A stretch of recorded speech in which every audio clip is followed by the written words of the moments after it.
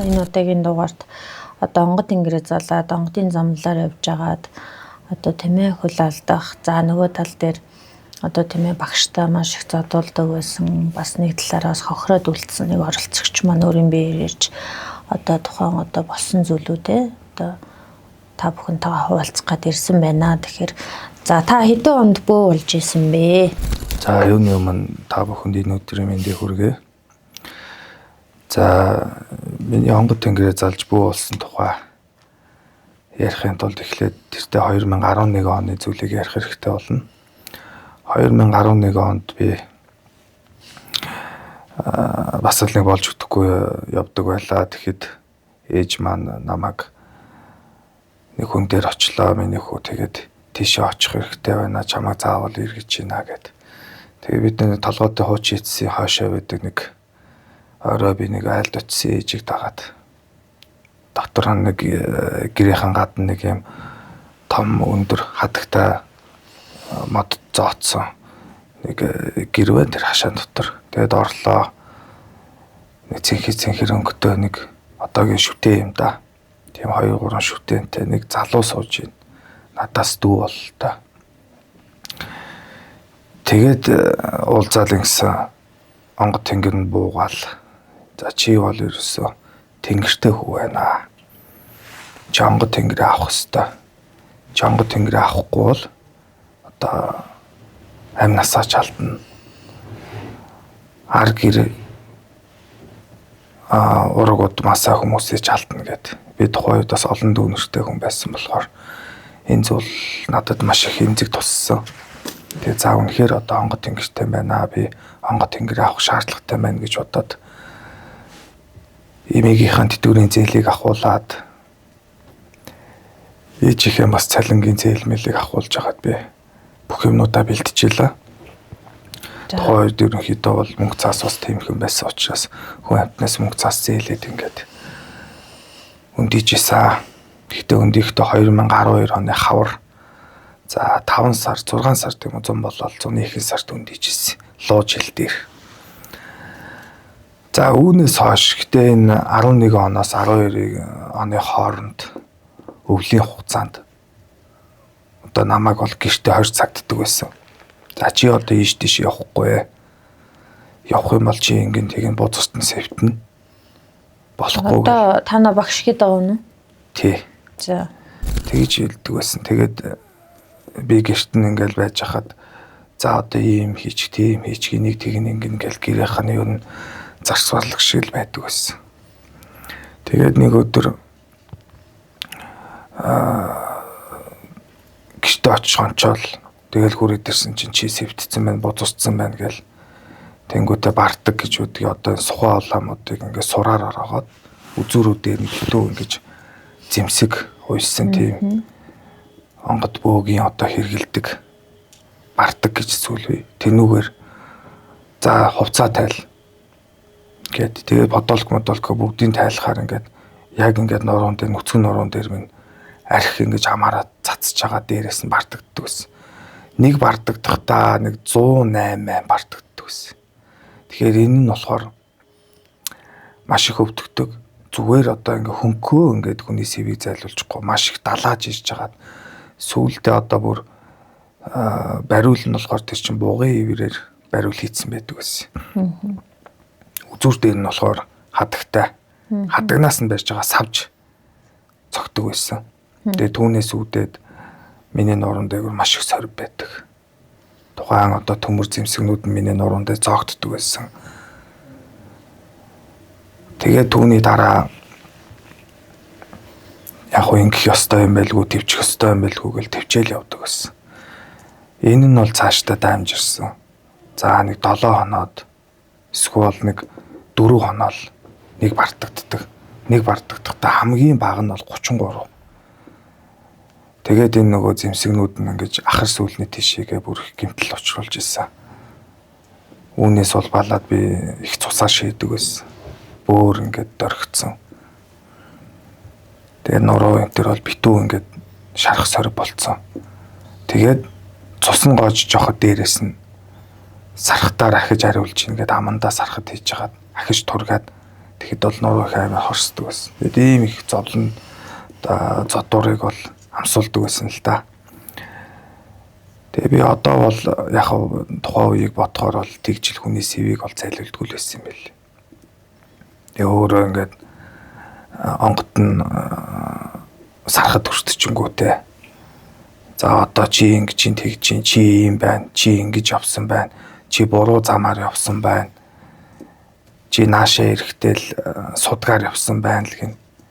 Чи гэр орондоо очихдоо хүртэл судгаар явсан байна гэд. Гэхдээ судгаар явна гэж өөрийнх нь гэрийн судгийн хажууд юм чи судгийг дагч л явах нь тодорхой байхгүй. Тэгэхэд л тэгж хэлээл шалтгаангүйгээс зодддаг байсан. Үүний дараагаас би онгод тэнгэрээ залж ингээд олон хүмүүсээр явлаа. Бөөнөрөө чанар гэдэг зүйл хийгээд баруун тишээгээ олоолаа явлаа. Тэгээд түүнээс олон онгодуудын бууж байгаа, олон хүмүүсийн юу ярьж байгаа бүх юм их сонсдог байлаа. Тэгээд би за юу н багшаа солих шаардлагатай юм байна. Энэ хүнээс юу н холдох хэрэгтэй юм байна. Намайг онгодоо ингээл залангууд. За чи байж би эхэлж буу. Чиний онгод юу юм? Намайг буусны дараа чи буу. Намайг буугаад бөөлөөд дууссаны дараа цайлж ундаалаад дууссаны дараа чи онгодоо болох ёстой шүү. Яагаад гэвэл чиний онгод миний онгодуудын тэнгэрийн тэнгэрт багтдаг. Тийм онгодууд учраас би мэдчихээн гэж хэлдэг байсан.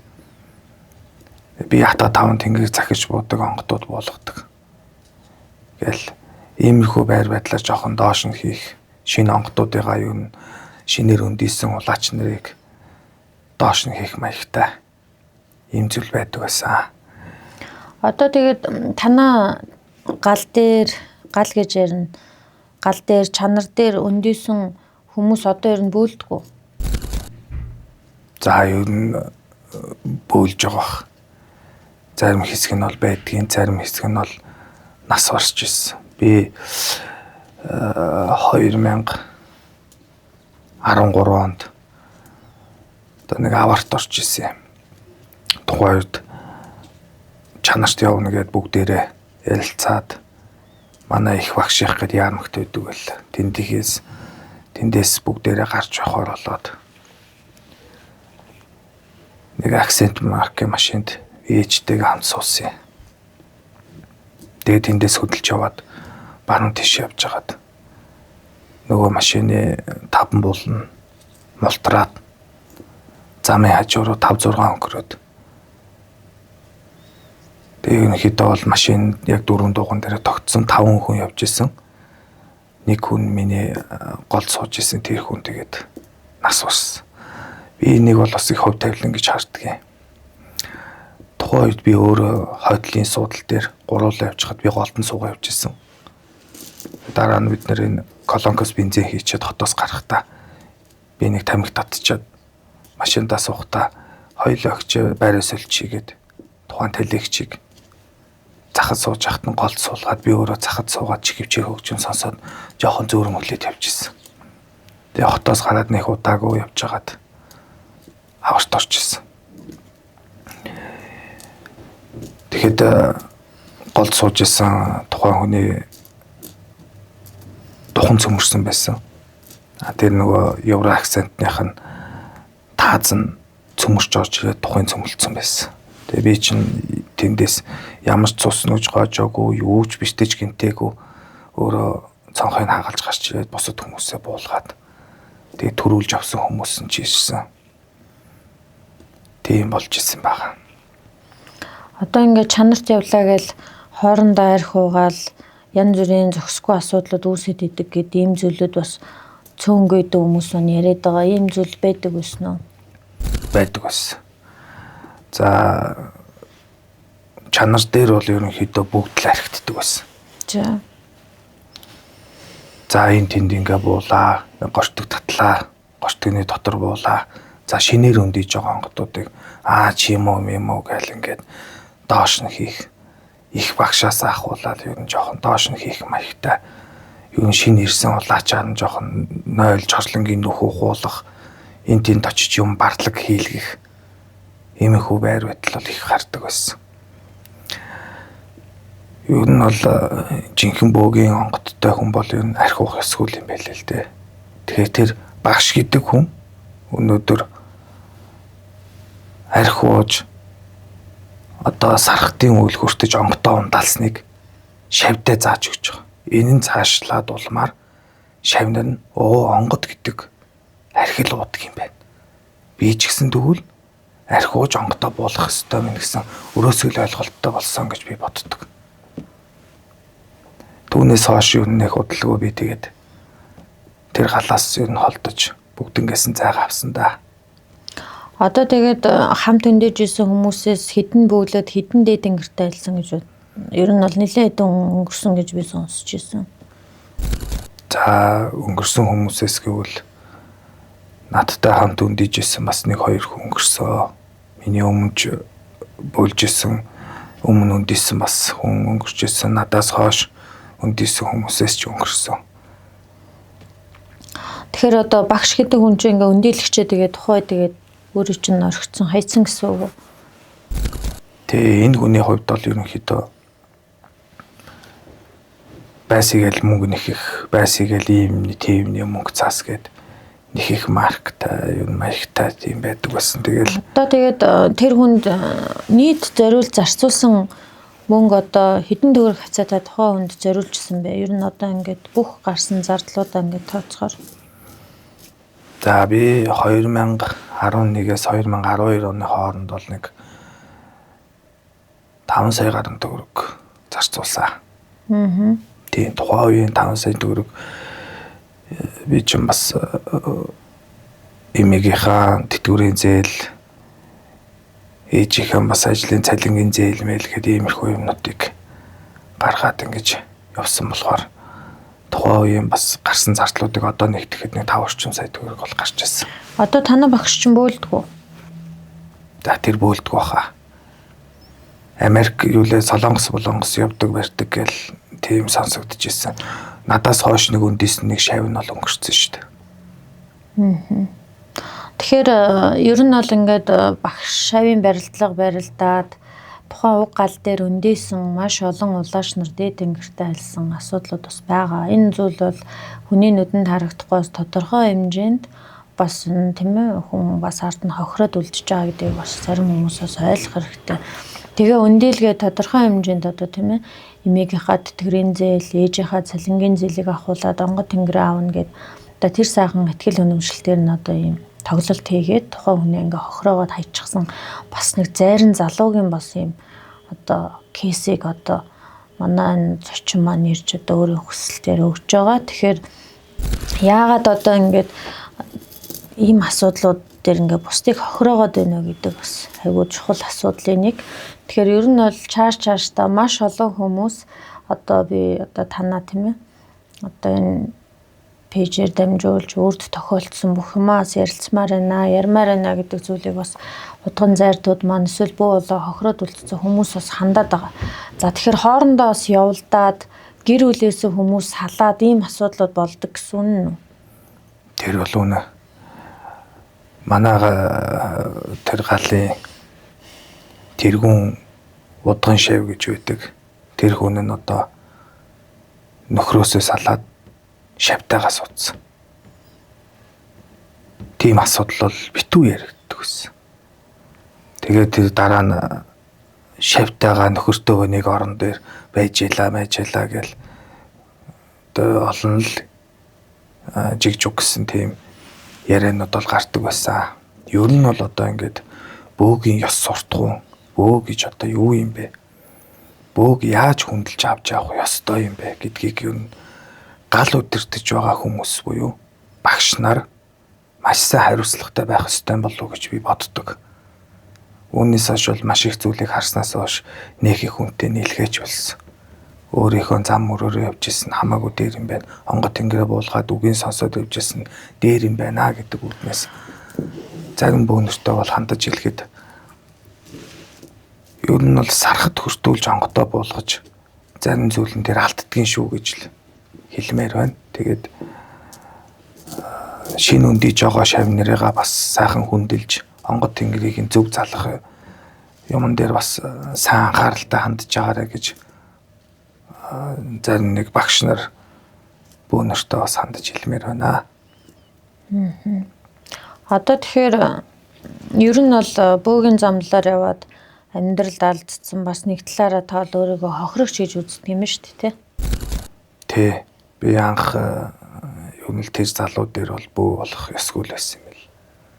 Тэгээ тэр одоо ингээ бардагдаж зодож явахдаа цус нь ингээ шүүрээд хүний улаан мах руу бардган зоогдоод орж байхад тэрэн дээр нариг цацж байгаа дахиад зоддог байсан гэсэн үг.